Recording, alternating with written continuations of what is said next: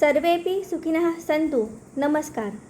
आज आपण घावण्याचं पीठ घरी कसं तयार करायचं हे बघणार आहोत। यासाठी मी हे 1 किलो मापाचे तांदूळ घेतलेले आहेत। तर तांदूळ कोणते आहेत तर आपल्या घरातले रोजचे कोणतेही चालतील।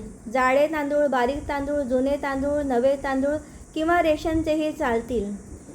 फक्त इंद्रायणी तांदूळ घ्यायचा नाही किंवा ज्याचा भात चिकट होतो असे तांदूळ घ्यायचे नाहीत।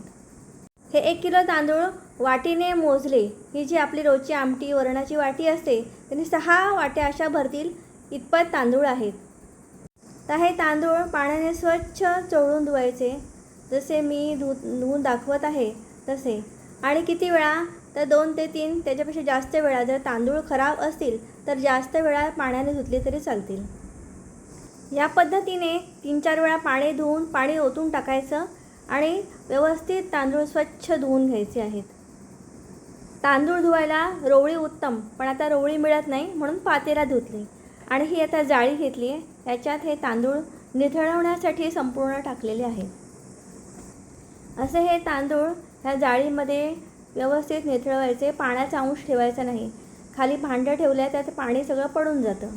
आणि असं हे साधारण 15-20 मिनटं तरी, जास्तीत जास्त अर्धा तास आणखीन ठेवलं तरी चालेल, पण आपल्याला ते वाळवायचे आहे त्यामुळे यातलं पूर्ण पाणी निथळवून घ्यायचं।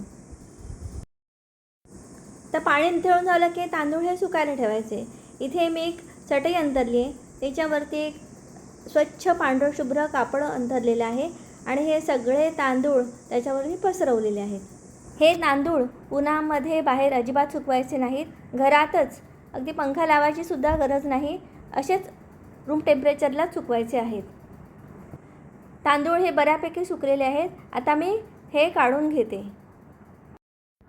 तांदूळ सगळे एकत्र करून आता ह्या परातीत मी ओतत आहे। या तांदळामध्ये अजून एक वस्तू आपल्याला टाकायची आहे, ते म्हणजे मेथीचे दाणे। जास्तीत जास्त 2 चमचे तेवढेच टाकायचे, जास्त टाकले तर पीठ कडू होईल। आणि मेथी टाकल्यामुळे फायदा काय होतं तर नुसते तांदूळ म्हणजे कार्बोहायड्रेट, मेथीमध्ये प्रोटीन असतात।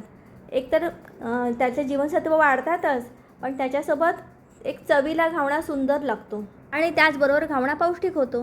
आता हे तांदळाचं मिश्रण आहे ते मिक्सरवरनं मी बारीक करते।